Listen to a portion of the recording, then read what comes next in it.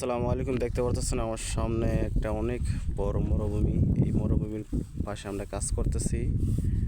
দেখেন বলদিয়ার লোকেরা কাজ করতেছে। দেখেন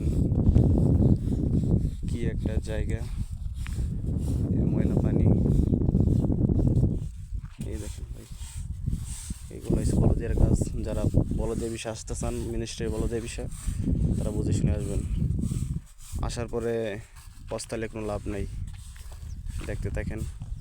এই দেখেন কত উঁচা উঁচা পাহাড়, সামনে পুরাই মরুভূমি, কিছুই দেখা যায় না, সব মরুভূমি। দেখেন যা সামনে দেখা যায় সব পাহাড়, অনেক বড় বড় পাহাড় দেখতেছেন। জুম করে দেখাইতেছি।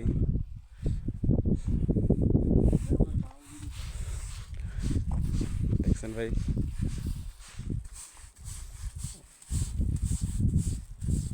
দেখেন জুম করে দেখাইতেছি।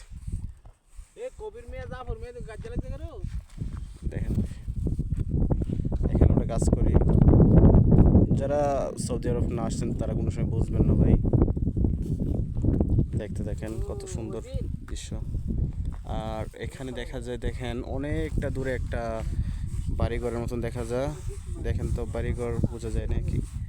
দেখেন আমি আমার মোবাইল থেকে জুম করতেছি। দেখেন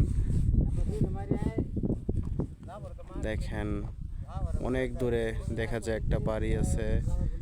কিছু এটা হচ্ছে মাকসালা আমরা বলা হয়। মাকসালা বলতে এখানে মরুভূমির উট পালে, এই ঘোড়া পালে, কিংবা বিভিন্ন জিনিস পালে। যারা মনে করেন এই সুদানি, এই এই সুদানি, আবার অন্য অন্য অন্য অন্য পানিগুলা এখানে পালে। যারা জানেন তারা তো অবশ্যই বুঝবেন এখানে কি পালা হয়। মরুভূমির মাঝখানে এখানে ছাগল, উট, বেড়া, দুম্বা, বিভিন্ন জাতের প্রাণী এখানে সৌদি আরব যারা এগুলা খায়, সৌদি আরব যারা যে জিনিসটা খায়, জিনিসই তারা লালন পালন করে মরুভূমি মাঠ, যাতে তারা এখানে পালে আর কি। দেখেন আর এই ডানে পাশে সব মরুভূমি।